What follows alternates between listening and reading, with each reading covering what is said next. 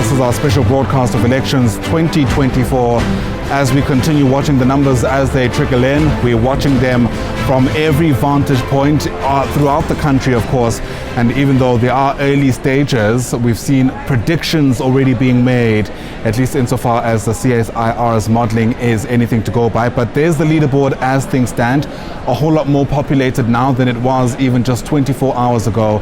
The ANC is still firmly in the lead, more than 800,000 votes so far.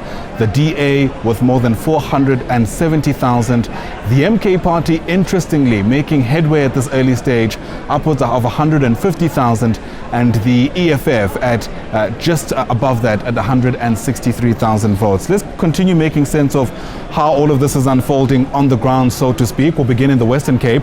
That's where we find our reporter Abra Barbier, who's in Cape Town for us. And Abra, I have no doubt people are watching very close to the situation there in a context where the DA has been predicted to possibly fall below the 50% mark.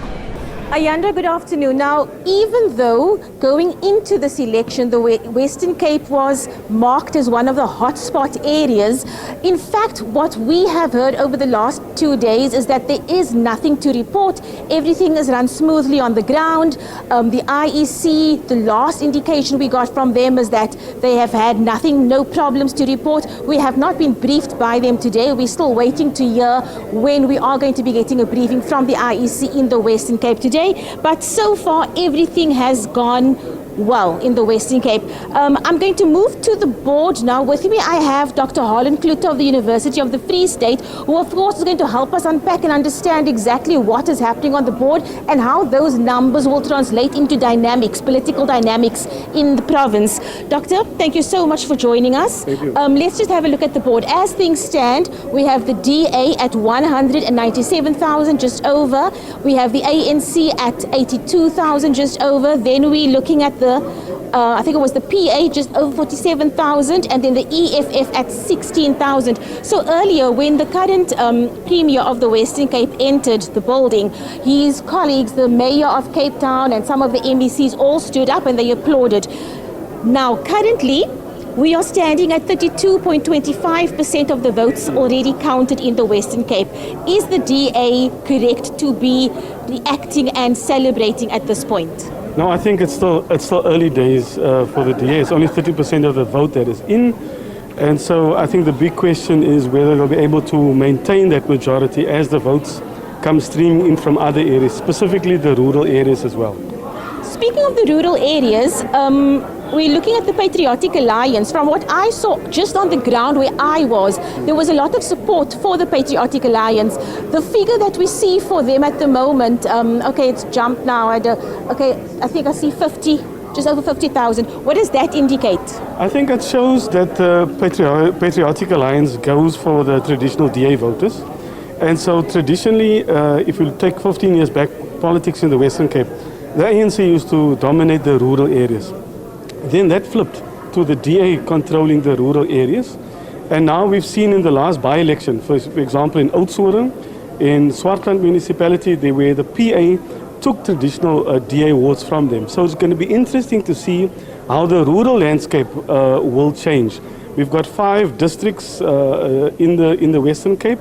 And so until those results are in, we'll be able to see a more clearer picture of how well the Patriotic Alliance have done and whether they have succeeded in luring some of the DA voters away from the DA.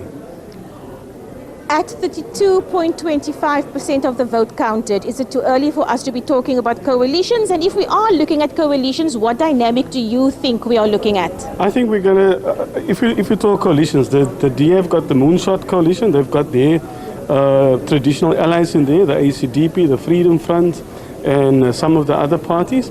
And so if the DA do not get the 50% plus 1, then their natural ally would probably be to go towards the Freedom Front and consolidate that bloc. I don't see them moving outside of that. Unless, with the national, if the ANC do not get 50% plus 1, there could be interesting permutations. As we'll say, I'll give you this in exchange for that, And so the hotspots are the Western Cape, it's the KZN and Gauteng, and to see how that picture unfolds. But as the days unfold, I'm sure we're going to see a lot of horse trading, but at 30%, it's still very early days in the Western Cape.